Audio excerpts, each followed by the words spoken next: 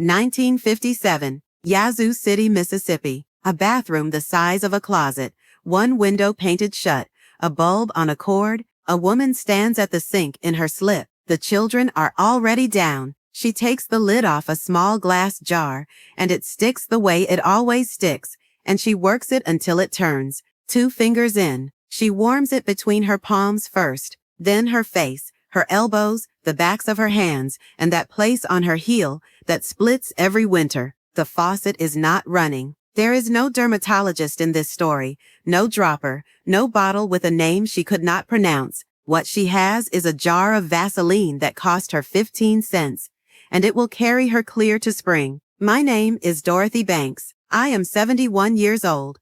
I live in Memphis, Tennessee, and for 34 years I ran an alterations shop on Lamar Avenue. I was in those rooms. That one was my Aunt Verley's, and I can still smell it. Vaseline and ivory soap and the mothballs from the hall closet. I am no doctor. I was the child on the floor with her back against the tub, waiting her turn. And don't nobody sit on a bathroom floor that many Saturdays without learning something. 10 things today. Everyone gets 3 things from me. What it cost then, what the same thing costs you now, and whether it still works, even when the answer is no. Some of these did not work, sugar, and you have earned the right to know which ones. Number 10. The vinegar rinse. After the wash, you got rinsed with vinegar, apple cider vinegar, the same quart bottle out the pantry that went in the greens, about 20 cents, cut with warm water. It stung if you tipped your head wrong, and that kitchen smelled like Easter for 10 minutes. Our water was hard, and that soap left a film on every strand. Vinegar is an acid. It cut the film and laid the cuticle down flat, and flat is what catches light. They sell you the same rinse now for about $12. It still works, with one change. Cut it 1 part vinegar to 4 parts water and keep it off a scratched scalp. The next one came in a tin, and I bet it sat in your house too. Number 9. The grease. Dixie Peach.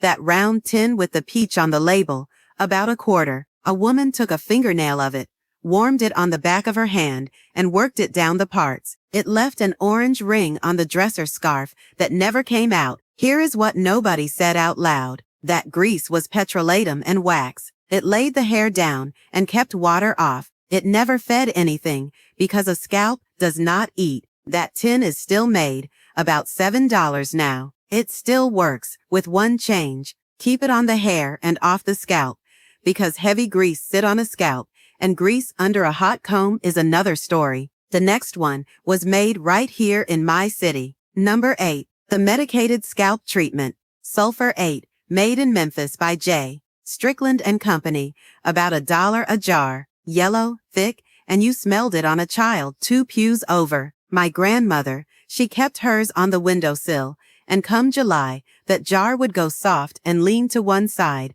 Every woman I knew said it grew hair. What it did was quiet the flaking, and a quiet scalp holds better than an angry one. Sulfur goes after the yeast that makes a scalp scale and loosens what has built up. About $8 now. It still works, with one change. Use it for flaking, not for growing, and never on a scalp that is broken open or freshly relaxed. This next one, every one of us believed. Number 7. Castor oil on the edges. The tall drugstore bottle, about 35 cents. The same bottle Mama reached for when your stomach was in trouble. It came off the spoon slow and hung there before it fell. She worked it into the edges and down in the nape, and your scalp got warm under her thumbs. They told us it fed the hair. That is not what was happening. Hair is dead the minute it clears the scalp. What that oil gave was slip. It coated the strand, so the comb went through instead of ripping through, and less of your hair broke off by week's end. $10 a bottle now. Wrong reason, right practice. Keep doing it on a clean scalp, and leave the reason where you found it. Now listen, because I want you to see where all of this was living. Every single thing on this list came out of a kitchen, a bathroom cabinet, or a dresser drawer. The vinegar was in the greens. The egg was breakfast. Wasn't nothing in that house that had one job. There was no wall between the pantry and the vanity. Somebody built that wall later so they could charge you twice for the same jar. My grandmother would have looked at a shelf of little bottles,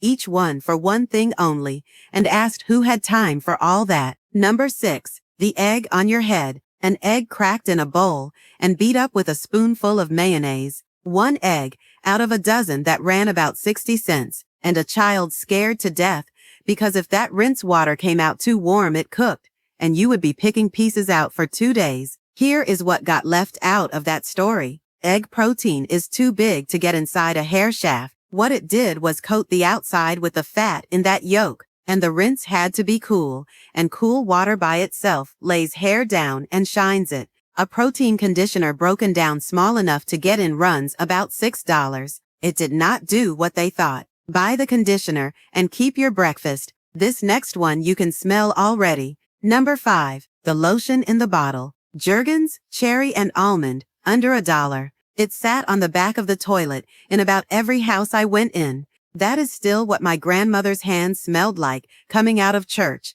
after she shook 40 hands and put lotion on in the car. This one worked different from the grease. Grease sits on top and seals. That lotion had glycerin in it, and glycerin pulls water into skin and holds it there. 2 different jobs, one to pull the water in, and one to keep it from leaving, and our people used both, without ever needing the words for it. About $8 now. It still works, with one change. Put it on damp, right out the tub, while there is still water there to hold on to. Let me say something that has been sitting with me a good while. Nothing on this list was discovered lately. It was all in somebody's cabinet already. It got lifted out, put in a prettier jar, given a name in a language none of us speak, and sold back to our daughters at 10 times the money. They done put my grandmother's shelf on a store display and called it new. It is not a conspiracy, and I will not call it one. Business always knew where to look, and it looked in our kitchens. What it left behind was the one woman who knew what to do with any of it. Number 4. Witch hazel on a cotton ball. Dickinson's, that plain bottle, about 39 cents for a pint that lasted the whole house. You got wiped down with it after you washed your face, and it went on cold.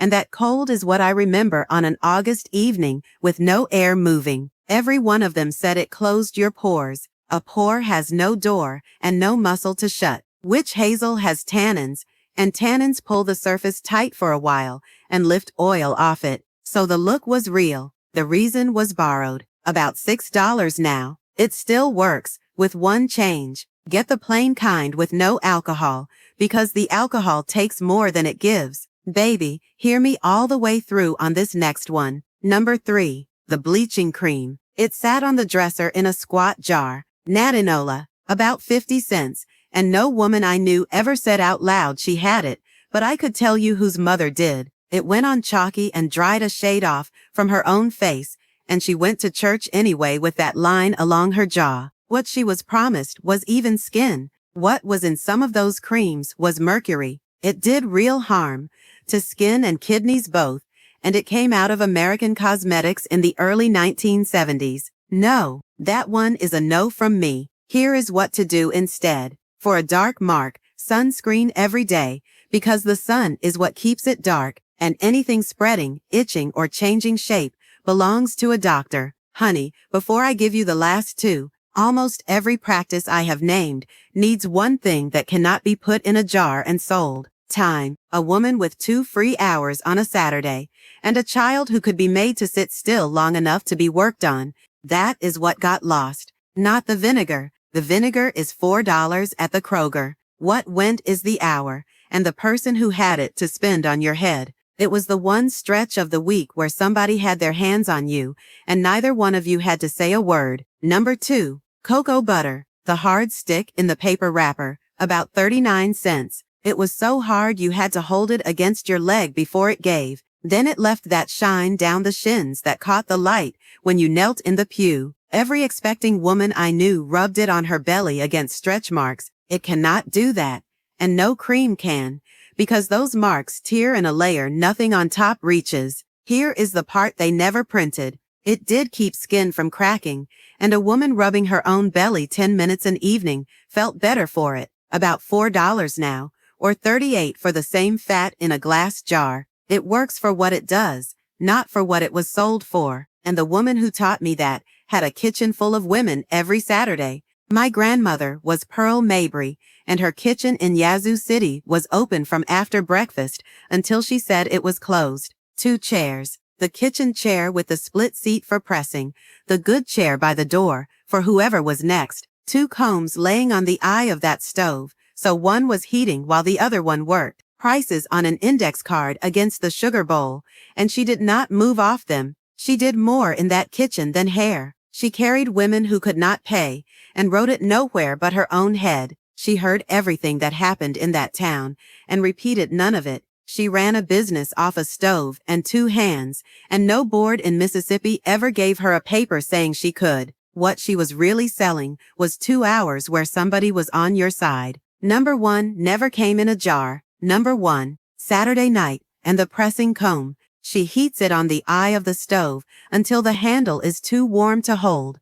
Then she tests it on a scrap of newspaper, and if the paper goes brown, she waits. She has burned a child before. She is not doing it again. The chair goes in front of the stove, and her knees come in around your shoulders so you cannot move. Her hand comes down flat across your forehead, and that hand is the whole thing. That is how she knows where your head is, and how you know she has got you. The ear gets folded under her thumb. The comb goes past it. You hear the grease go off with that little hiss. Then the nape, the kitchen we called it, the shortest and stubbornest part, done last. An hour and a half for a whole head. 2 things were true at once, child, and I will not pretty up either. It was hot. It pulled, and I got popped on the ear more than once for flinching, and it was the closest most of us ever sat to our mothers, week after week, for years. That was trust, done over and over until it was the only way we knew to be touched by our own people. Before I let you go,